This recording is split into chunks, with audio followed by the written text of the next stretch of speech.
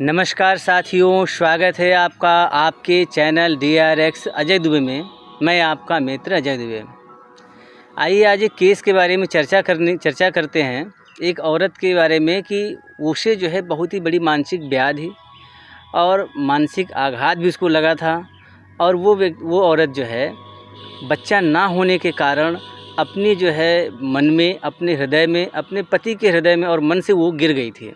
और सामाजिक ताने बाने सुनते हुए वो बहुत ही घोर डिप्रेशन में चली गई थी। यहाँ तक कि वो अपने शरीर को त्याग करने की भी इच्छा कर रही थी। तो इसमें जो है इस वीडियो को हम जो प्रेषित कर रहे हैं, इसमें उस केस से उस व्यक्ति का नाम हटा दिया गया है ताकि किसी को मानसिक आघात, मानसिक व्याधि ना होने पाए।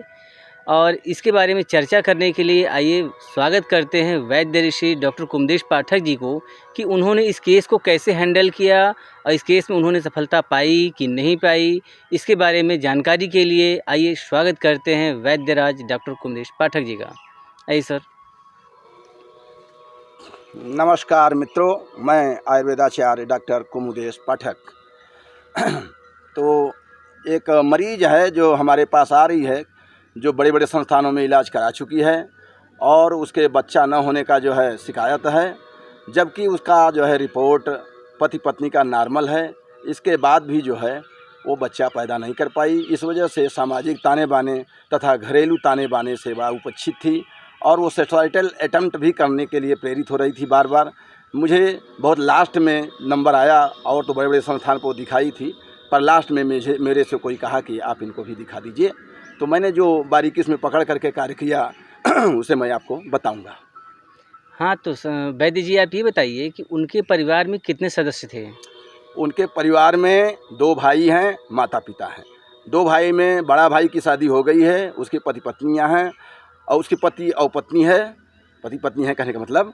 और ये जो है बाद में इसकी शादी हो रही है छोटे भाई का।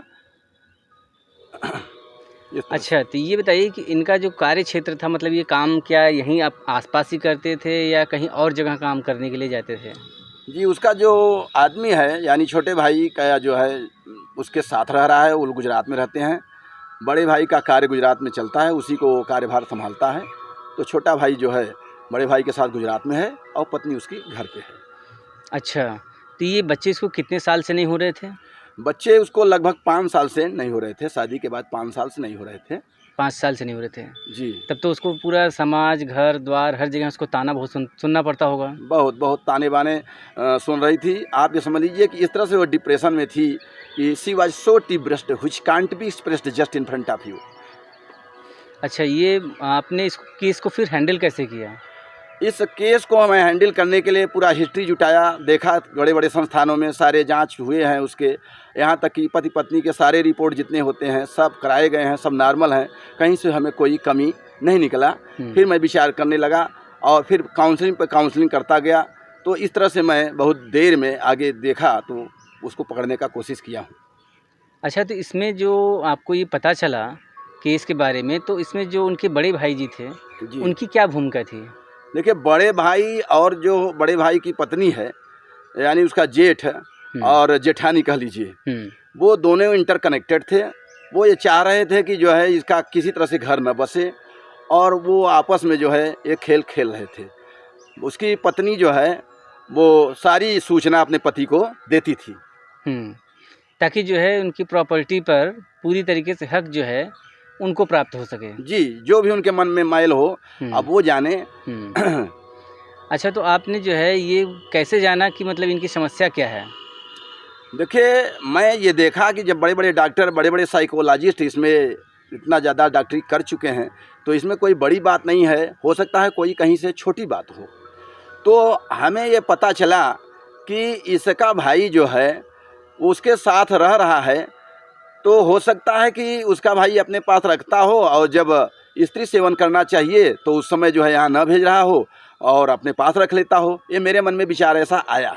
मैं काउंसलिंग शुरू किया। अच्छा, आपने काउंसलिंग शुरू किया कि ये जो है अपने भाई को वहाँ रखते हैं, और इसके बाद तो जो ये आयुर्वेद में सेफ पीरियड, अनसेफ पीरियड होता है जी, तो उसके बारे में आप क्या कहना चाहेंगे? देखिए, आयुर्वेद हो चाहे एलोपैथ हो, 15 दिन का सेफ पीरियड है, तो 15 दिन का अनसेफ पीरियड है। तो अनसेफ पीरियड में जो है बच्चा होने के चांसेस होते हैं, अर्थात प्रेगनेंसी हो जाती है, और सेफ पीरियड में नहीं होता। पर ये कोई हार्ड एंड फास्ट रूल नहीं है, होने को कुछ भी हो सकता है।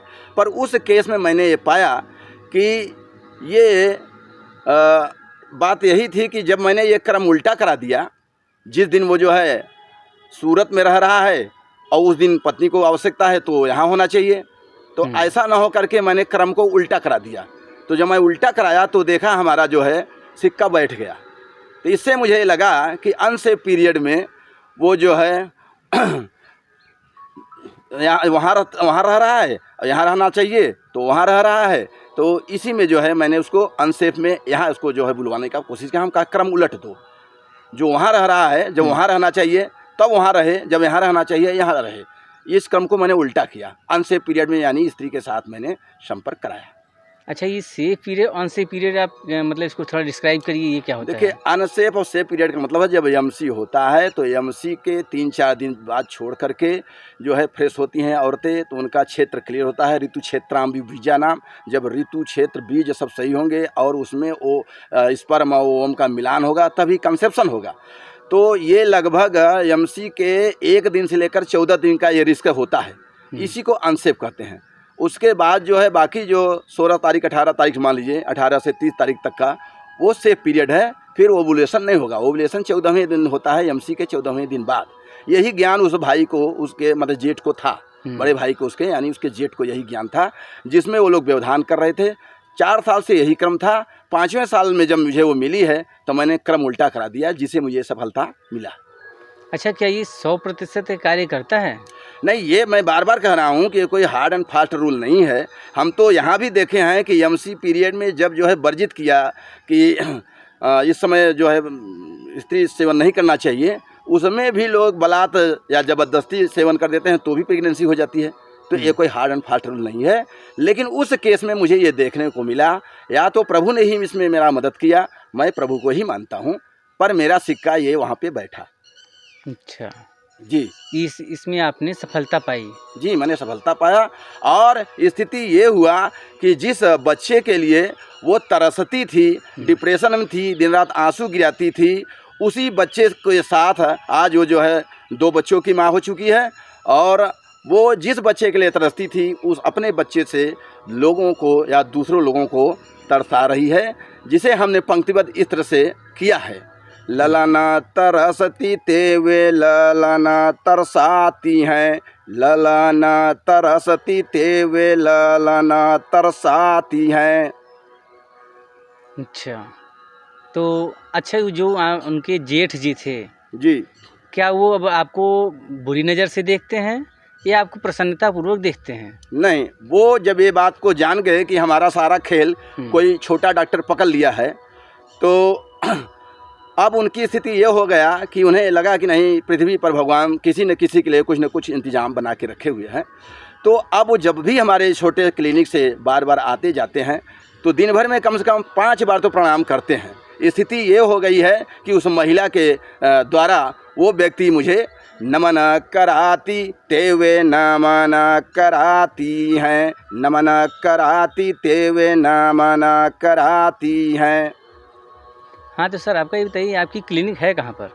हमारी क्लिनिक देखिए 2 जगह है। एक तो मिर्ज़ापुर रोड ककराही स्कूल के जस्ट बगल है, और गंगा माँ के बगल या गंगा के गोद में ही आप कह लीजिए, एक मैं वहाँ भी शाम का टाइम बनाया हूँ। हमारे जो है मरीज इसी प्रकार से आते रहते हैं, मैं अपनी जीविकोपार्जन कर रहा हूँ। अच्छा, तो मतलब आपने इसमें सफलता बहुत अच्छे तरीके से प्राप्त की है? जी, मैं इसमें बहुत अच्छी तरह से सफलता प्राप्त किया। शुरू में जब डिप्रेशन में थी उसको मैं बार बार समझा रहा था, और उसको मैंने ये कहा था कि देखो भाई, मैं तुमको जो है प्लेसिबो से वो पढ़ी लिखी औरत है, मैं प्लेसिबो से ठीक कर रहा हूँ। प्लेसिबो का मतलब होता है पॉजिटिविटी, और नोसिबो का मतलब होता है निगेटिविटी। मैं जो प्लेसिबो दे रहा हूँ उसके तहत तुम मेरा सहायता करो, प्रभु चाहेंगे तो तुम्हारा कार्य होगा।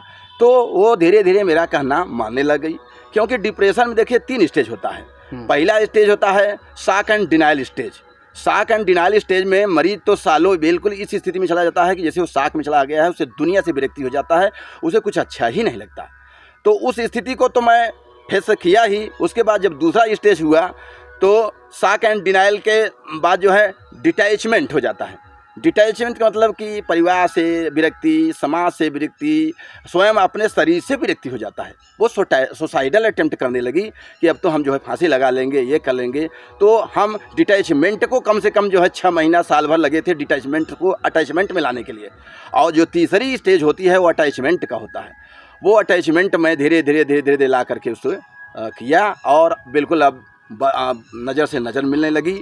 और स्थिति ये हो गई कि जो पत्नी अपने पति से नज़र नहीं मिला रही थी, अब स्थिति ये हो गई कि नज़र छिपाती तेवे नज़र मिलाती हैं, नज़र छिपाती तेवे नज़र मिलाती हैं। अच्छा, आपको इस केस को हैंडल करने में कितनी काउंसलिंग की ज़रूरत पड़ी? कम से कम मुझे जो है 20 काउंसलिंग करना पड़ा। और इसमें बहुत बड़ा मैं डॉक्टरी नहीं किया हूँ, वही मूल बात मैंने पकड़ा है। उस मूल बात से मैंने इतना बड़ा कार्य कर दिया, लेकिन 20 काउंसलिंग मुझे करना पड़ा। मतलब आपको केस की हिस्ट्री लेने में 20 काउंसलिंग हाँ, ये बारीकी मुझे पकड़ने में कम से कम 20 जो है काउंसलिंग करना पड़ा। तो एक काउंसलिंग में आपको ये दूसरी काउंसलिंग में कितना समय लगता था? कम से कम मैं 1-1 घंटा उसमें काउंसलिंग करता था, तब मूल बात कहीं 1-1 बात 2 बात वो बोलती थी। धीरे धीरे अंत में जो है बिल्कुल अब सब बात वो शेयर करने लगी और अब बिल्कुल ठीक है। क्योंकि वो डिप्रेशन में चली गई थी, तो बोलना, दूसरे से शेयर करना उसको बहुत तकलीफ होता था। जी। तो आपसे शेयर करते तब जा कर के वो सारी बात जो है क्लियर हो पाया। तो आप जनता को क्या संदेश देना चाहेंगे? देखिए, जनता को हम ये कहेंगे कि ये घोर कलयुग है, कलिकाल है। इसमें लोग अपना रोल अदा करने आए हैं। कोई पति का रोल कर रहा है, कोई पत्नी का रोल कर रहा है, कोई माँ का रोल कर रहा है, कोई भाई का रोल कर रहा है, और सब रोल करके चले जाएंगे। हाँ। तो इस कलिकाल में इस कलुषित मानसिकता से किसी को जो है कष्ट न दें, किसी को आघात न पहुँचाएँ, किसी को जो है दुखी मत करें। मैं यही कहना चाह रहा हूँ, क्योंकि ऐसी कुरीतियाँ, ऐसी जो है गलत भावनाएं बहुत परिवार में देखने को मिल रहा है। मुझे इस प्रकार के केसेस हमेशा मिलते रहते हैं। हाँ, तो वैद्य जी आप ये बताइए कि BAMS जो है आयुर्वेद है, आयुर्वेदाचार्य जो पढ़ते हैं आप लोग, तो इसमें जो है आप ये मानसिक व्याधियों की पकड़ कैसे आपके पास हो गई? जी, आपका कहना ठीक है कि एक आयुर्वेदाचार्य, एक BAMS वात पित्त कफ तक ही सीमित रह सकता है। आपने तो बढ़ चढ़ के कार्य किया है। तो मैं आपको बता दूं कि जब मैं BAMS कर रहा था, तो उस BAMS के ड्यूरेशन में हम लोगों को एक कोर्स कराया गया कॉलेज की तरफ से। वो कोर्स हुआ मेंटल हॉस्पिटल आगरा में। उस कोर्स का नाम है training psychiatric and allied field mental hospital Agra. वहाँ से मैं ट्रेनिंग लिया साइकियाट्री का। और जो ये एलाइड फील्ड है, ये एलाइड फील्ड ही समाज की कुरीतियों को बताता है, पारिवारिक अंतःद्वंद को बताता है, किसकी जो है कुबुद्धि हो रही है, किसके मन में क्या चल रहा है। ये सब सारे ज्ञान जो है वहीं से प्राप्त हुआ है, जिससे कि मैं ये पकड़ने में कुछ समर्थवान हो जाता हूँ। अच्छा, तो क्या इसका मतलब ये है कि समाज में जो ये रोग फैल रहा है, इस रोग को फैलने का कारण क्या समाज स्वतः है, भाई बंधु और आस पड़ोस, क्या ये सब भी इनमें सहयोगी हैं? जी, जिस प्रकार से शारीरिक रोग के कारण बैक्टीरिया, वायरस, फंगस हैं, ठीक इसी तरह से मानसिक व्याधि के कारण स्वजन, परिजन, प्रियजन, अपनी दुर्बुद्धि या दैवीय आघात, दैवीय प्रकोप भी कारण है।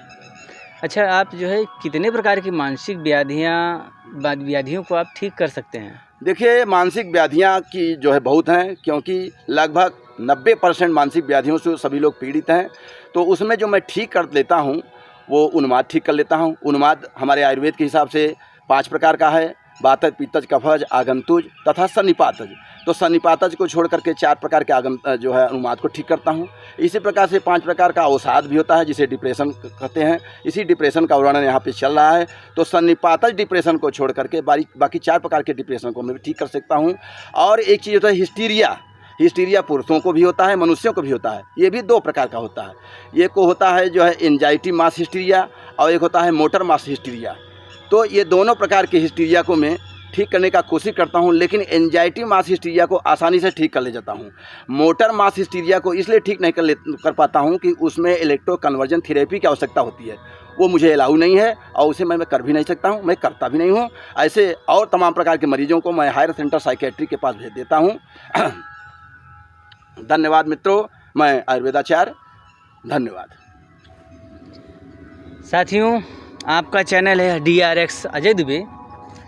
इसे जो है ज़्यादा से ज़्यादा शेयर करें, सब्सक्राइब करें और कोई भी अगर प्रश्न हो आपके पास तो कमेंट करके जो है आप वैद्य से पूछ सकते हैं।